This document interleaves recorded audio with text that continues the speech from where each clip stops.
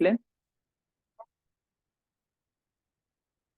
इन classes के अंदर हम लोग जो है ऐसे टॉपिक्स कर रहे हैं बेटा जो यहाँ पे कॉमन हो और आपको सीएसएस की जर्नी में हेल्प हो, कि एक टॉपिक हमने किया और वही हमारा ऐसे पाक अफेयर और करंट अफेयर बन गया।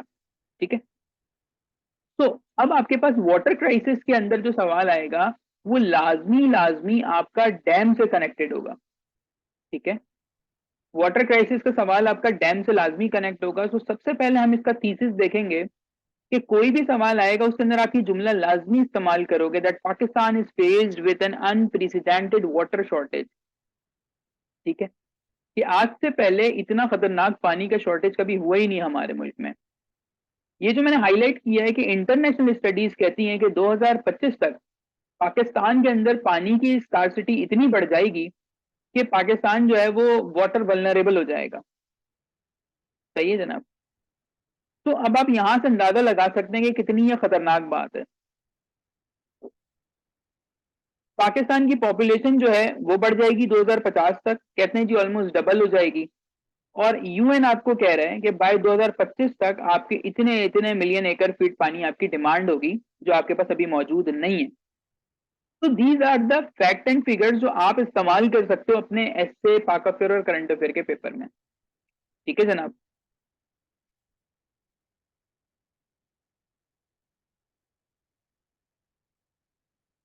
मिसबा दिस इज पाक अफेयर प्लस एसए। यही फैक्ट एंड फिगर आपने ऐसे में भी इस्तेमाल करने हैं। सो पहले आपको एक टॉपिक की नॉलेज होगी तभी जाके आप उसको ऐसे में अप्लाई करेंगे। अच्छा, बीच बीच में मैंने इसके अंदर कुछ ऐसी चीजें भी लिखी हैं जो आपको आउटस्टैंडिंग पेपर करने में हेल्प करेगी। द लाइव स्टोरेज कैपेसिटी हमारी जो है वो 30 डेज की कंजम्पशन है। ठीक है, इंडिया की जो है वो मोर देन 100 डेज है। फिर इसी तरह यूएसए की देखें तो उनकी कुछ ईयर्स के अंदर है। तो आप इसको भी अपने पार्ट में यूटिलाइज कर सकते हो, इस बात को भी। सबसे पहले तो हमने ये बताया कि वाकई ये इशू है। अब अगर हम देखें कि क्या कॉजेज हैं कि पाकिस्तान में इतना इशू क्यों आ रहा है, वाटर क्राइसिस क्यों है। अब पाकिस्तान में वाटर क्राइसिस की जो वजूहत हैं वो सबसे पहले तो ये है कि हमारे पास कोई स्टोरेज सिस्टम इतना अच्छा नहीं है। स्टोरेज सिस्टम में आपके पास डैम्स आ जाते हैं, इसी तरह से स्मॉल डैम्स हैं, लार्ज डैम्स हैं। इसी तरीके से लास्ट जो आपके पास बने बने थे वो मंगला और तरवेला डैम थे। ठीक है, उसके बाद से कोई डैम वैम हमने कुछ नहीं बनाया और जो कुछ हुआ वो कंट्रोवर्शियल हो गया। सबसे पहला जो रीजन है वो आपके पास आ जाता है क्लाइमेट चेंज। क्लाइमेट चेंज की वजह से वाटर स्कार्सिटी हो रही है। यू नो वेल के क्लाइमेट चेंज आप कैसे कैसे कनेक्ट कर सकते हो। Secondly is inadequate water management. हमारे पास कोई ऐसी बॉडी ही नहीं है जो वाटर मैनेज करे। सही है, कभी कभी आपने ये नहीं सुना होगा कि जी हमने तरबेला और मंगला के ऊपर मेंटेनेंस वर्क शुरू करवाया है। हमारे पास क्या डिबेट रहती है, नए डैम बना दो, कोई बोलता है कालाबाग डैम बना दो, कोई कुछ कोई कुछ। तो हर कोई क्या है अपने हिसाब किताब से चीजें लेके चल रहा है। इसी तरीके से हमारे पास डेप्लीटिंग एक्विफायर्स है हमारे पास, इधर भी मसला आ रहा है। फिर वाटर पोल्यूशन, सबसे ज्यादा वाटर पोल्यूशन है। अच्छा, अब आपने क्या करना है कि आपने ये हेडिंग्स देनी है और इसके बाद जो कुछ आपको मालूम है आप इसमें लिखते जाओगे। राइट, इसमें एज सच कोई फैक्ट एंड फिगर आपने नहीं डालना है। पॉलिटिकल क्राइसिस, पॉलिटिकल क्राइसिस का क्या मतलब हुआ कि हर गवर्नमेंट आएगी, वो अपने हिसाब से स्ट्रेटेजी बनाती है। और जब आप पॉलिटिकल को डिस्कस करेंगे ना तो पॉलिटिकल की दो शाखें बना दीजिएगा इसके अंदर। दो शाखें कैसे बनेंगी इसकी मैं आपको एक्सप्लेन कर देता हूं। कि आपने यूं लिखा जैसे पॉलिटिकल क्राइसिस, अब आप करें ऐसे कि इसमें बना दे दो एरोज, इंटरनल क्राइसिस और एक्सटर्नल क्राइसिस।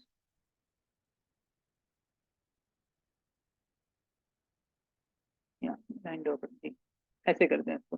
तो बेटा इंटरनल और एक्सटर्नल क्राइसिस में ना दोनों लिख देना, ताकि एग्जामिनर को पता चले कि इसे पता है कि वाटर क्राइसिस की दो वजूहत हैं। इंटरनली क्या है, करप्ट, वीक, इनकॉम्पिटेंट गवर्नमेंट, जिसमें लैक ऑफ लीडरशिप है। हमारे यहाँ गवर्नमेंट कोई 5 साल पूरे नहीं करती, 3 साल, 3.5 साल, मैक्सिमम 4 साल।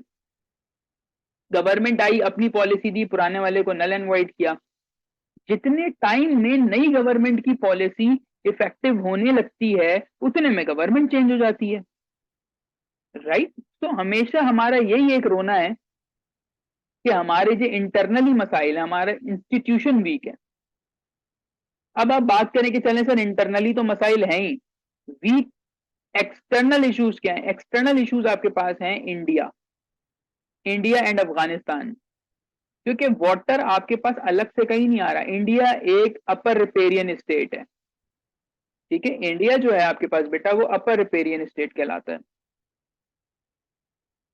और पाकिस्तान जो है वो लोअर रिपेरियन स्टेट है, ठीक है। इसी वजह से इनके दरमियान फिर वर्ल्ड बैंक ने जो है मुआहिदा करवाया था 1960s में, और फिर बताया गया जी कि कितने रिवर्स आपके कितने रिवर्स उनके।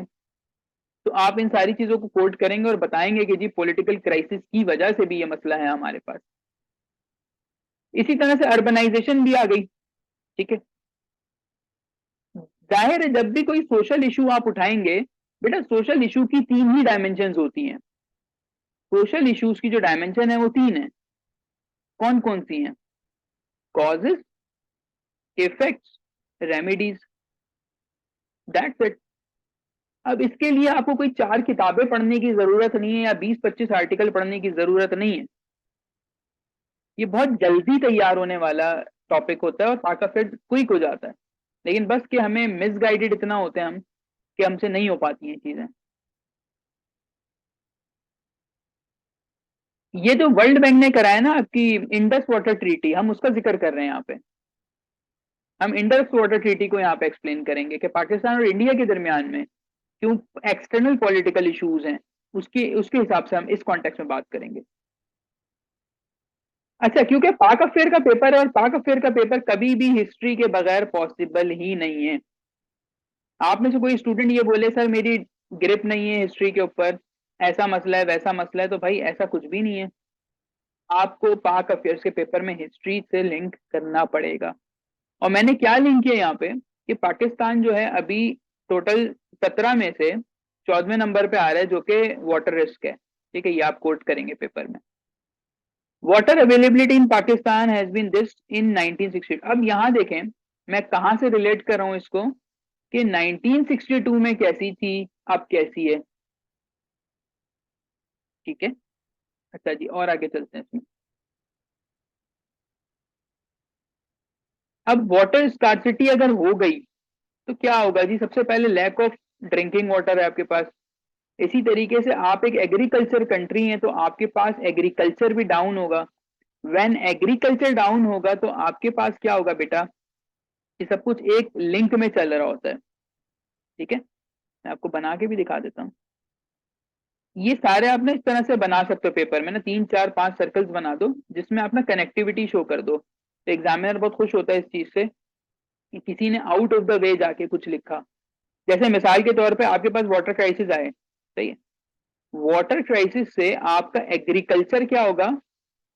एग्रीकल्चर डाउन हो जाएगा। एग्रीकल्चर डाउन मतलब क्या हुआ कि आपकी इकोनॉमी डाउन। इकोनॉमी डाउन मतलब क्या हो गया कि आपके अनएम्प्लॉयमेंट हो जाएगी।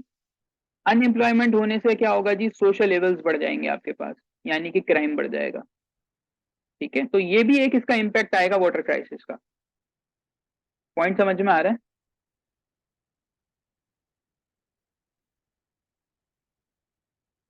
तो इस तरह से आप कुछ पेपर में अपनी चीजें बनाएंगे जो कि आपको आउटस्टैंडिंग पेपर करने में मदद करेगी।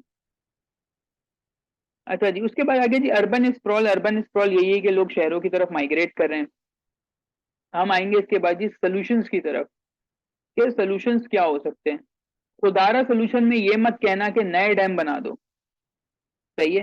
फर्स्ट टाइम जो अपेयर हो रहा है जिसकी न्यूज पे इतनी कमांड नहीं है, उसे पता होना चाहिए कि डैम मेकिंग पाकिस्तान में बहुत बड़ा इशू है, बिकॉज आपके प्रोविंसेस ही नहीं चाहते। आप इतने सारे लीडर्स की बातें सुनेंगे, वो कहते हैं जी हमारी जान जाएगी अगर ये डैम बना, हमारी जी हम प्रोटेस्ट करेंगे इसके खिलाफ। क्यों? क्योंकि हर सूबे को दूसरे सूबे से कुछ खदशात हैं। ये हम पढ़ेंगे centre province relationship. For the time being बस आप ये जान लें कि पाकिस्तान में डैम बनाना कोई आसान बात नहीं है।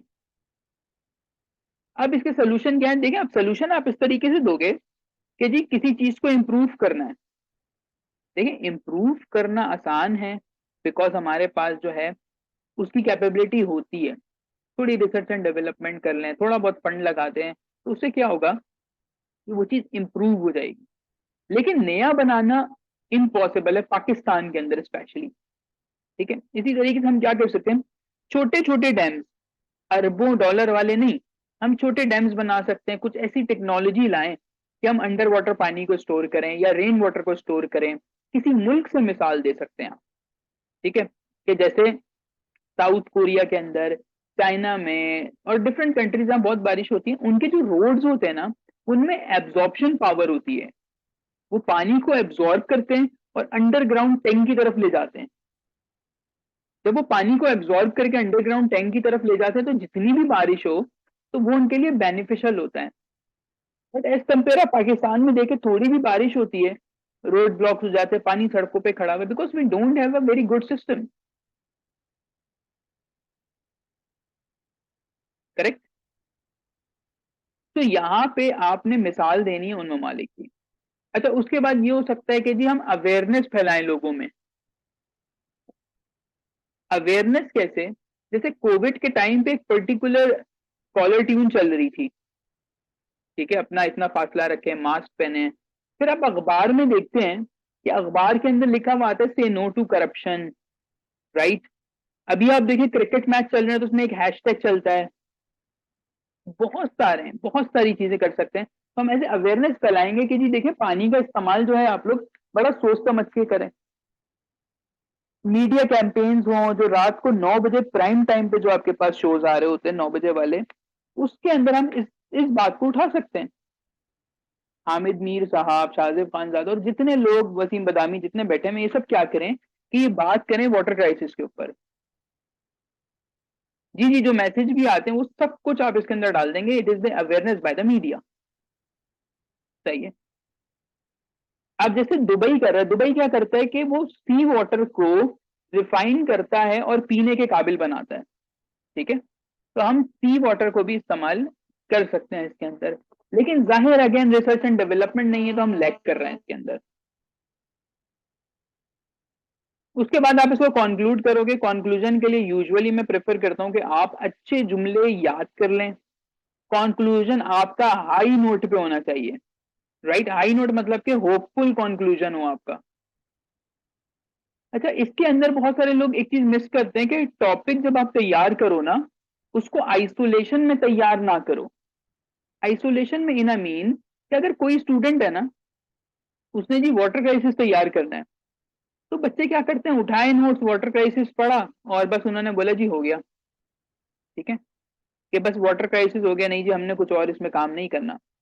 तो द पॉइंट इज कि अब आप देखें वाटर क्राइसिस से लिंक करती हुई चीजें। क्या वाटर क्राइसिस का टॉपिक आपका डैम इशू से कनेक्टेड है? जी बिल्कुल डैम इशू से कनेक्टेड है। क्या वाटर क्राइसिस की वजह से आप फिफ्थ जनरेशन वॉर की तरफ जा रहे हैं? बिल्कुल जा रहे हैं। कश्मीर का जो मसला है, क्या उससे कुछ वाटर क्राइसिस है? बिल्कुल जी, कश्मीर और वाटर क्राइसिस सब मिलता है। ठीक है, इसी तरीके से सेंटर प्रोविंस रिलेशनशिप आपकी, तो जी सर वो भी बिल्कुल ऐसे ही है। तो कहने का मकसद है कि एक टॉपिक को 10 डायमेंशन पहले बना लें उसकी, कि एग्जामिनर सीधा सीधा तो ये नहीं पूछेगा ना what is water crisis, suggest some remedies. जब भी वो इस तरह का सवाल पूछेगा, वो 2 से 3 आइडियाज को लिंक करने की कोशिश करेगा। समझ में आ रही है बात?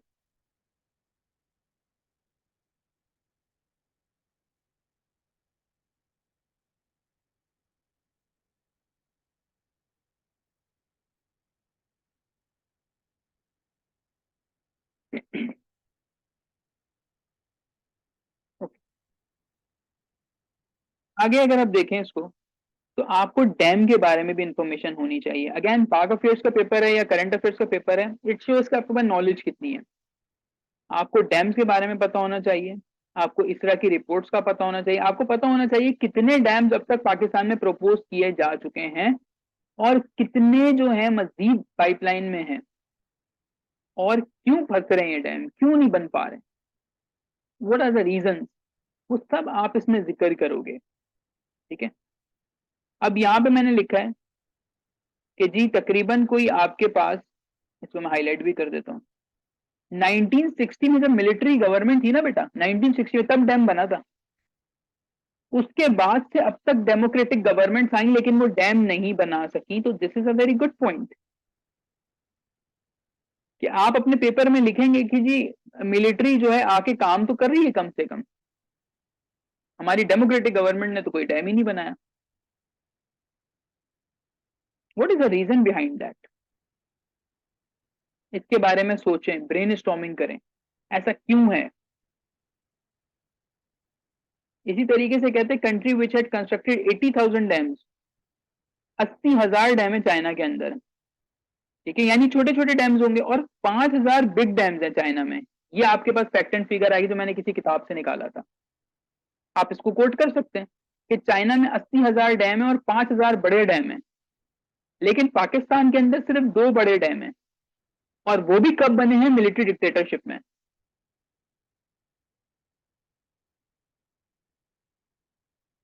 ठीक है, पेशावर के अंदर अभी 1-2 नए डैम बन रहे हैं आपके पास, और वो जो थे आपके साकिब निसार साहब, उन्होंने 10-10 रुपए जो सबसे लिए थे, स्टिल पैसे नहीं है हमारे पास काला बाग डैम बनाने के।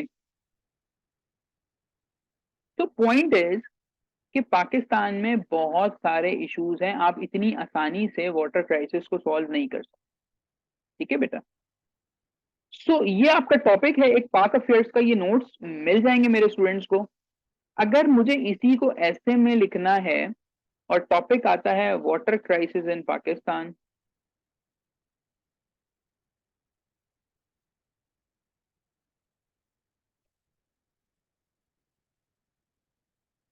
Issues and challenges. ठीक है, अगर बात करें जी इश्यूज एंड चैलेंजेस की, तो सबसे पहले आप इसका इंट्रोडक्शन दोगे, उसके बाद आप थीसिस स्टेटमेंट डाल दें, उसके बाद आप बताएंगे जी अ cursory glance on current water crisis.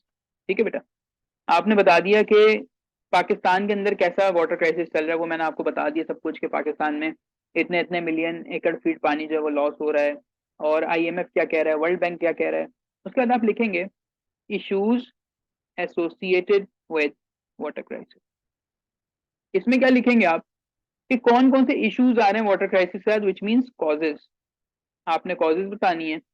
उसके बाद आप लिखेंगे remedies for solving water crisis. अब आपने बताना है कि जी हम कैसे कैसे करेंगे, वो मैंने आपको बता दिया, ये 3 4 5 आप इसके अंदर पॉइंट दे देंगे। ठीक है, फिर आ जाएगी केस स्टडी। केस स्टडी आप डालें जनाब चाइना की, और उसके बाद कंक्लूड कर दें इसको। This is the easiest way to write an ऐसे।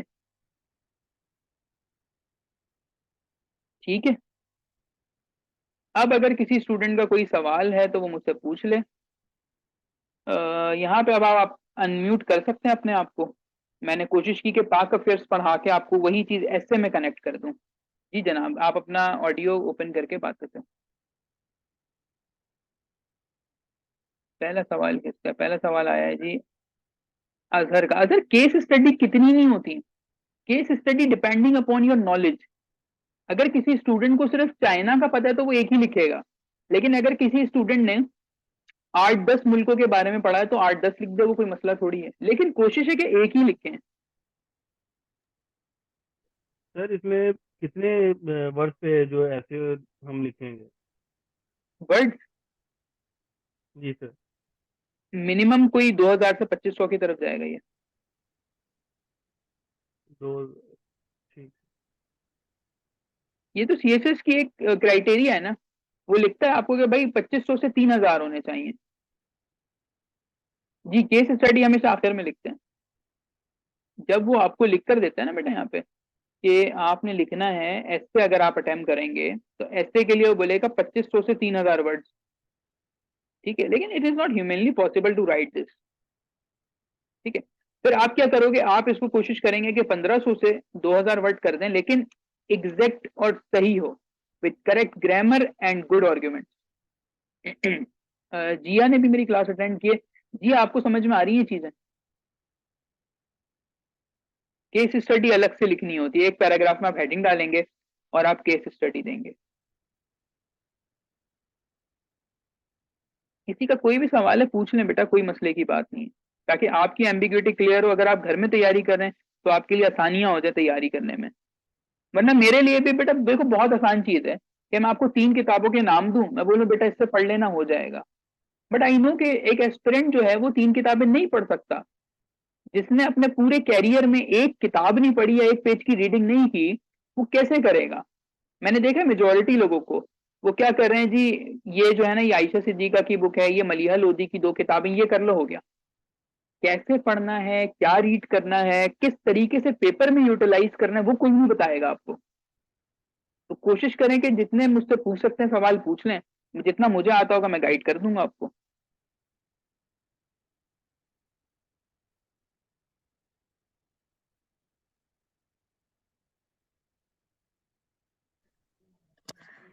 सर अस्सलाम वालेकुम।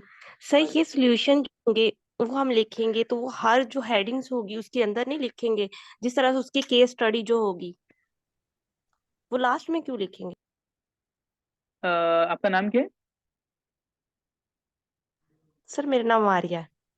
अच्छा, आर्या, मामला देखो ये है कि ये मैं आपको ऐसे का बता रहा हूँ, ठीक है।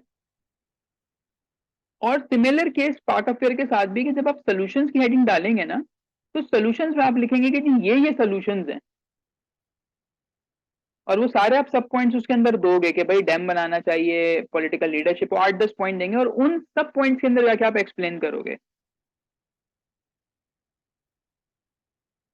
समझ में आ रही है बात? जी सर आ गई।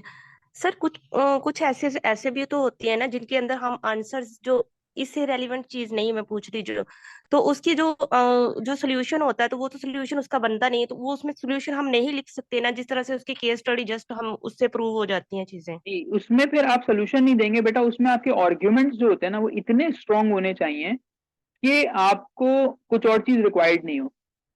ये वाला जो ऐसे है ना, ये मैं इसको कहता हूँ कि डायमेंशन बेस ऐसे, जिसके अंदर एग्जामिनर ने तुम्हें डायमेंशन प्रोवाइड कर दी है कि बेटा आपने अपने जो 1500 या 1800 वर्ड लिखने हैं, वो आपने इश्यूज और सोल्यूशन के ऊपर लिखना है, ठीक है। तो आपको पता चल गया कि मैं ऐसे किस बारे में लिख रही हूँ यहाँ पे। लेकिन अगर मैं आपको कहता हूं कि आपने एक ऐसे लिखना है कि जी लाइफ विदाउट टेक्नोलॉजी, ना, that's it, this is your topic. अब यहां पे आप देखो कि इसमें आपको कोई भी डायमेंशन नहीं दी गई, तो अब you are free to adopt any style. अब इसमें सोल्यूशन वोल्यूशन तो आएगा ही नहीं।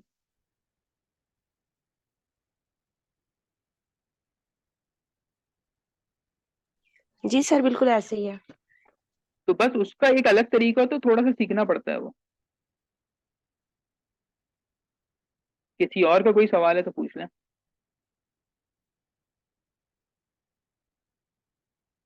सर थीसिस में हम क्या लिखेंगे, एक दफा डिस्क्राइब कर दें and एक और पेपर जरूरी है? नहीं, बिल्कुल करना है। अच्छा, थीसिस स्टेटमेंट क्या होता है? It is the crux of your answer, ठीक है। थीसिस जो है बेटा आपका, it is crux of your answer. आप लोगों ने कभी डिबेट सुनी है? कभी जब आपने देखा होगा कि बंदा जब पोडियम के ऊपर आता है तो वो सबसे पहले आके क्या बोलता है कि आज मेरी तकरीर का मौजू है,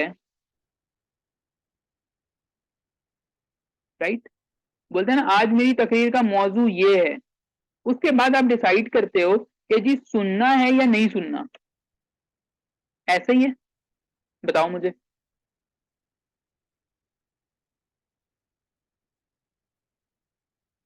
अगर एक बंदा हाथ में पेपर लेके आके रखता है आपके आगे, और आप कंप्यूटर साइंस के स्टूडेंट हैं, और वो आपको कहते हैं कि जी आज हम एग्रीकल्चर पढ़ेंगे या आज हम कॉटन के बारे में पढ़ेंगे, तो आप उठ के चले जाओगे।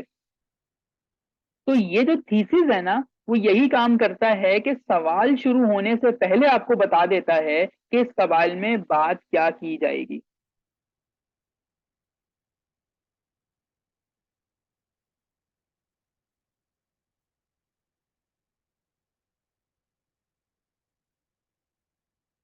पहली तो ये चीज हो गई। सेकंड थिंग इज, कुछ कहना है किसी को तो कह लो, क्योंकि इनका एक और सवाल का एक और पार्ट भी है।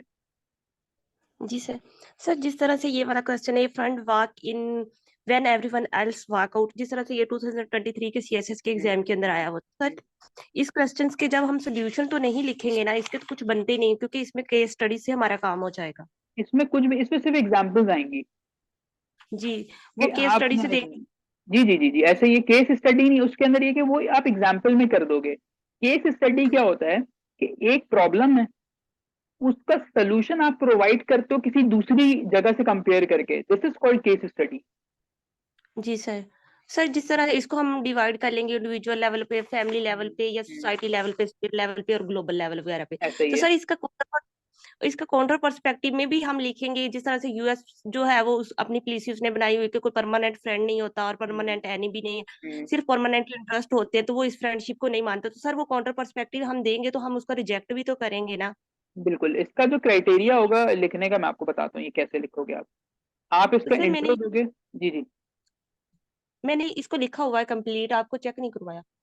मुझे भेज देना। मेरे ख्याल से ये चौधरी सुलेमान कंबू के आप उससे बात करो ना, जी सर। आप मुझे व्हाट्सएप कर देना, मैं चेक कर दूंगा। ठीक है सर, मैंने इसके काउंटर पर्सपेक्टिव भी लिखा हुआ है, तो वो एक ही केस स्टडी उसको देके फिर उसको रिजेक्ट कर देंगे और कंक्लूड कर देंगे इसमें वो आप मुझे वो। भेजना, मैं पढ़ के पूरा बताऊंगा, ठीक है ना। ऐसे फिर बहुत ठीक ज्यादा है। एम्बिग्यूटी होगी, मैं पहले चेक करूंगा, जिस तरह ये सुलेमान साहब मुझे करवाते हैं ना चेक, आप मुझे भेज दीजिएगा, मैं चेक कर दूंगा, जी सही। सर। जी सर वो ठीक है। सर ये जो क्वेश्चन मैंने लिखा हुआ था, both parents should assume equal responsibility in raising a child, तो हम्म। सर इसके जो आपने लिखा था कि ये रॉन्ग आइडिया है, तो सर इसके बारे में मुझे कुछ गाइड कर देंगे, इस टॉपिक को हम किस तरह से करेंगे। आप मुझे ऑडियो करिएगा, क्योंकि अभी बच्चों का ना कुछ सवाल आ रहा है इस क्लास से रिलेटेड ना, तो आप मुझे व्हाट्सएप पर ऑडियो कर दो, फिर मैं बात करता हूँ आपसे डिटेल में, ठीक है। अच्छा, अजहर का एक क्वेश्चन आया हुआ है जो कि इस क्लास से रेलेवेंट है, कि एक चीज, पिछले पेपर्स को स्टडी करना जरूरी है या रहने दें। बेटा आपको 2016 से 2023 स्पेशल तक के पेपर्स अपने सामने रखने हैं। ये तमाम स्टूडेंट्स को, तमाम सब्जेक्ट्स के लिए मैं कह रहा हूँ कि आपने इनको अपने सामने रखना है और ये देखना है कि इनमें क्या क्या पूछा गया है और एग्जामिनर जो है वो सवाल कैसे बना रहा है। मिसाल के तौर पे अभी आप देखें, स्पेशल में एक सवाल इकोनॉमी से रिलेटेड आया है, ठीक है। अब उसको इकोनॉमी की कॉजेज और इम्पैक्ट में दिलचस्पी थी नहीं, उसने डायरेक्ट क्या हिट किया, उसने डायरेक्ट हिट किया सोल्यूशन की तरफ। अब अगर आप सवाल देखें तो वो कहता है कि जी पाकिस्तान में इकोनॉमी के बड़े मसले हैं, सोल्यूशन सजेस्ट करें। अब अगर कोई स्टूडेंट तैयारी करने बैठा है और उसने पास्ट पेपर नहीं देखे और उसने सिर्फ ये देखा कि अच्छा इकोनॉमी का टॉपिक आया पेपर में, और इकोनॉमी जब पेपर में आया तो उसने ना पेपर पढ़ा ना कुछ, उसने शुरू हो गया जी what is economy, definition of economy, causes, impact, solution, तो वो फेल हो जाएगा। द रीजन इज कि उसने तो एक पर्टिकुलर पर्सपेक्टिव में सवाल किया आपसे। उसने आपसे पूछा कि भाई साहब मुझे सिर्फ सोल्यूशन दे दें आप। इसी तरीके से जब आपके पास सवाल आएगा ना पॉपुलेशन का, उसमें भी यही होगा कि जी पॉपुलेशन की सर्टेन डायमेंशन है बेटा, कॉजेज, इफेक्ट्स और सोल्यूशन। तो पास्ट पेपर से फायदा ये होता है कि आपको एक सवाल की डायमेंशंस पता चल जाती हैं कि मैंने जो काम करना है वो किस तरीके से करना है। तो पास्ट पेपर बहुत जरूरी है। कोई और सवाल किसी का। सर अगर कॉजेज और इम्पैक्ट हमने नहीं लिखने हैं, जस्ट हम्म, फ्यूचर लिखनी है, और इकोनॉमी का फिर कितना लिखेंगे, और उसमें क्या क्या लिखना चाहिए हमें? अच्छा, आपको अगर वो कहता है, मतलब उसने डायमेंशन आपको दे दी ना एक पर्टिकुलर, अगर उसने आपको यहाँ पे डायमेंशन दे दिए तो आपके पास सवाल आएगा economy of Pakistan suggest some solutions. तो ये वाला जो पार्ट होता है ना इकोनॉमी ऑफ पाकिस्तान, ये आप लिखोगे ओनली 10% ऑफ योर आंसर। मतलब इस पे एक आधा कोई पैराग्राफ लिखोगे या कोई चार्ट बना दोगे कि इकोनॉमी हमारी बहुत बेकार चल रही है, जीडीपी ग्रोथ, इन्फ्लेशन, एफडीआई, इन सब की बात होगी, सिर्फ 10%। बाकी और 90% of your answer will deal with the solution. और ये सोल्यूशंस जो हैं आपके पास, ये आपके पास जो हैं वो रियलिस्टिक होने चाहिए।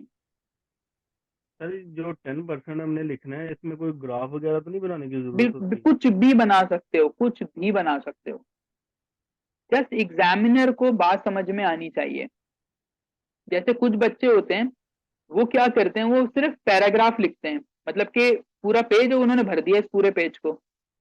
एक स्टूडेंट होगा वो फ्लो चार्ट बना देगा, मैंने पेपर में बहुत ज्यादा फ्लो चार्ट्स बनाए, ठीक है। उसका मसला ये होता है कि जब आप पैराग्राफ लिखते हो ना बेटा, तो इसमें गलती के चांसेस भी हैं और एग्जामिनर को ढूंढना पड़ता है कि मैंने क्या पूछा था, इसने क्या जवाब दिया। लेकिन जब तुम इस तरह के काम करते हो, फ्लो चार्ट, मैप, ग्राफ या टेबल बनाते हो ना, उससे उसके लिए इजी हो जाता है और वो नंबर आपको इसमें ज्यादा देता है, ठीक है। तो this is all in paper presentation. लेकिन अभी मेरे पास जो है वो हमने 3 टॉपिक्स कर लिए हैं, ठीक है। जिसके अंदर एक इकोनॉमी है, जो हमने पाकिस्तान अफेयर, करंट अफेयर और ऐसे के लिहाज से पढ़ा, फिर हमने पॉपुलेशन पढ़ा, और आज हमारा अल्हम्दुलिल्लाह तीसरा लेक्चर हो गया ये, जो हमने पढ़ा वाटर क्राइसिस।